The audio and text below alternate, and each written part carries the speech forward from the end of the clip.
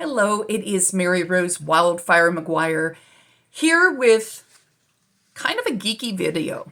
Okay, I'm calling all my marketing geeks because I am going to be geeking out in this video big time. Okay, part of the reason that I was attracted to copywriting is I discovered psychology in buying decisions. And that is what copywriting really is all about. It's salesmanship in print. So that is a popular definition of copywriting. But it's all about finding the why. What triggers a buying decision?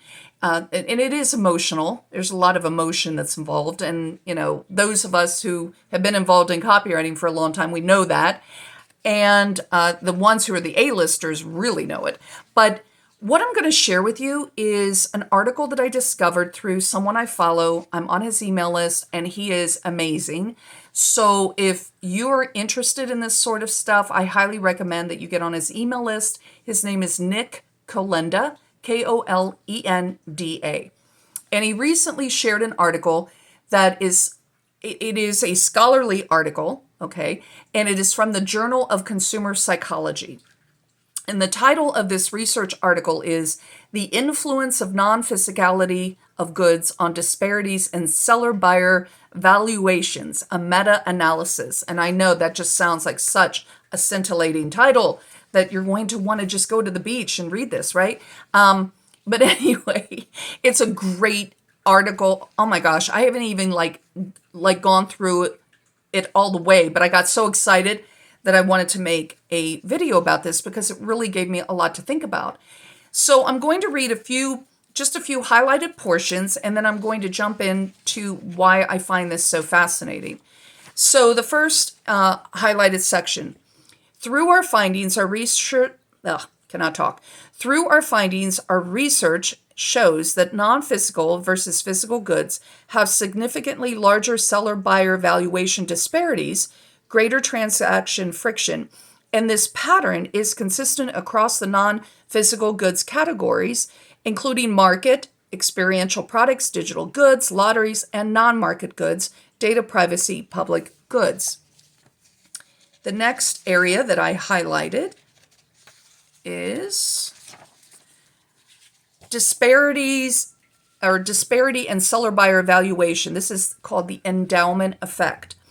Disparities in valuations between sellers and buyers have been widely studied across a number of disciplines, including psychology, marketing, economics, public policy, and law.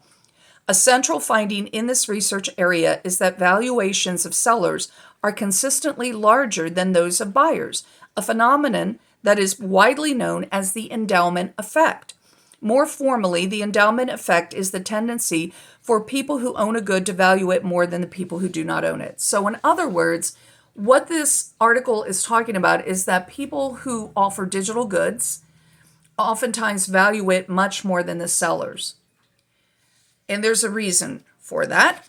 So, and the article will go in. By the way, I'm going to link to the article below also. So, and then the next highlighted area, according to construal level theory, because of their presence of materiality, non-physical, physical goods are stimuli that are psychologically distant, near, and largely conceptualized at a high, low, construal level.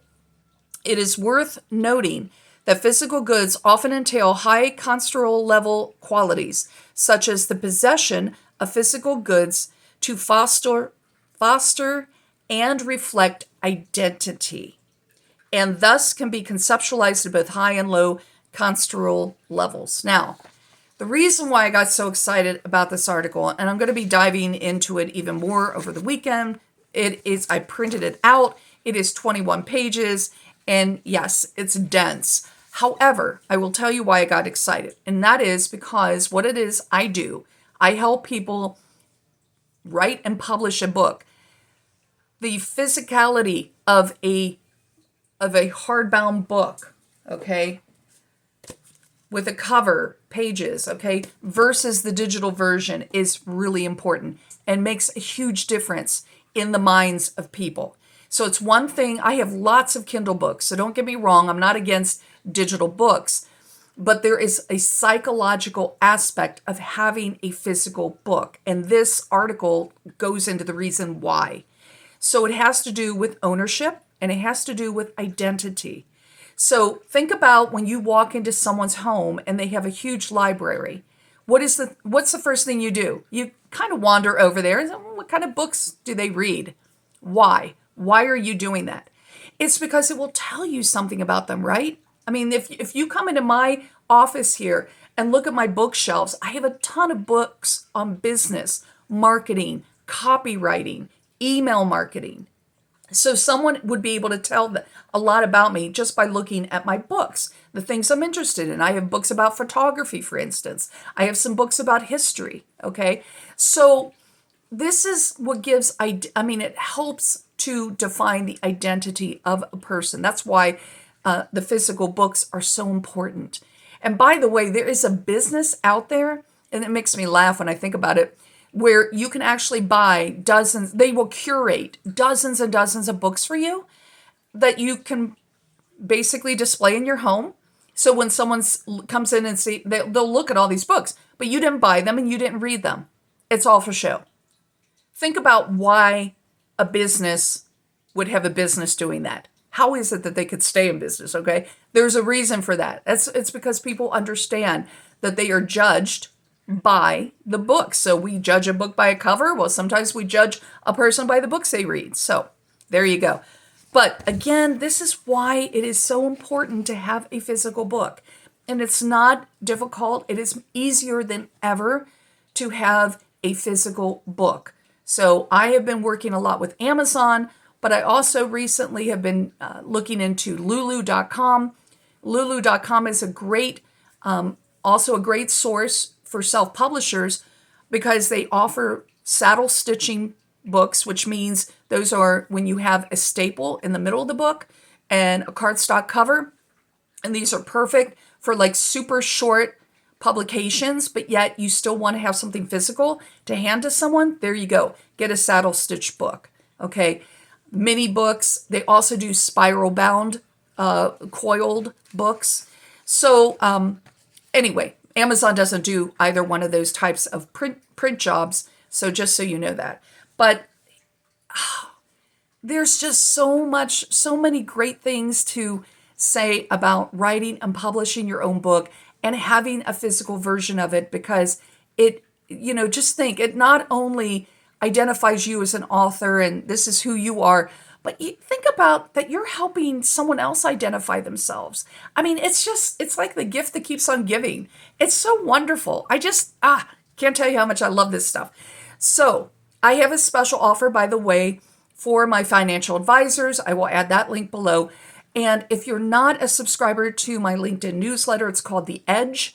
Sign up for it because I'm going to be talking about this a little bit more in my newsletter and also to my email list.